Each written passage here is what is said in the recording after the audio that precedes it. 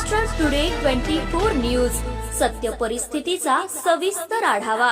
पूर्णा नदीतील अवैध रेती विरोधात ग्रामस्थांचा उपोषणाचा इशारा।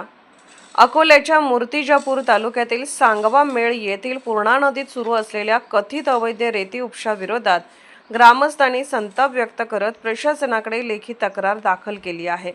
उपविभागीय अधिकाऱ्यांना दिलेल्या निवेदनात संबंधित प्रकार तात्काळ थांबवण्याची मागणी करण्यात आली आहे। ग्रामस्थांच्या म्हणण्यानुसार नदीपात्रातून पोकलँड व जेसीबी मशीनच्या सहाय्याने मोठ्या प्रमाणात रेती उपसा सुरू असून त्यामुळे नदीचे नैसर्गिक स्वरूप बिघडत आहे। यामुळे परिसरातील पर्यावरण तसेच जलस्रोतांवर परिणाम होण्याची भीती व्यक्त करण्यात आली आहे।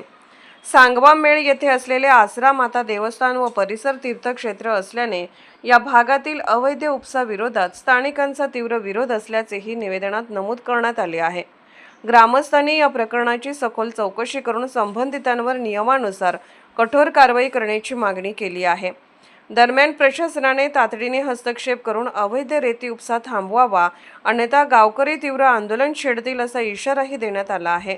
यावेळी पंकज चव्हाण, सागर सोळंके, शरद पवार, सागर चव्हाण, गोपाल सोळंके, शैलेश पवार, अजय चव्हाण, प्रवीण सोळंके, गजानन पवार आदी गावकरी मंडळी उपस्थित होते।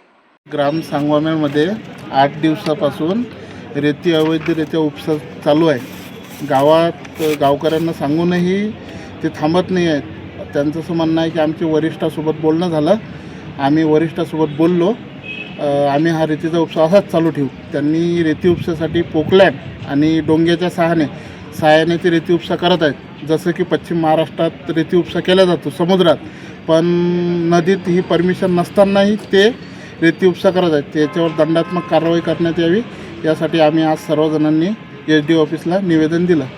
त्यांनी निवेदन दिलं, तुम्ही याच्यावर जर कारवाई झाली नाही तर याच्या पुढचं काय? आम्ही ठिय्या आंदोलन करू आणि जर ठिय्या आंदोलन केल्यावरही काही नाही केलं तर आम्ही वरती कलेक्टर ऑफिसपर्यंत जाऊ, त्यानंतर मंत्र्यापर्यंत पण जाऊ, महसूल विभागाचे जे मंत्री असतील त्यांच्यापर्यंत। महाराष्ट्र टुडे मराठीसाठी ब्युरो रिपोर्ट संजय दास, अकोला।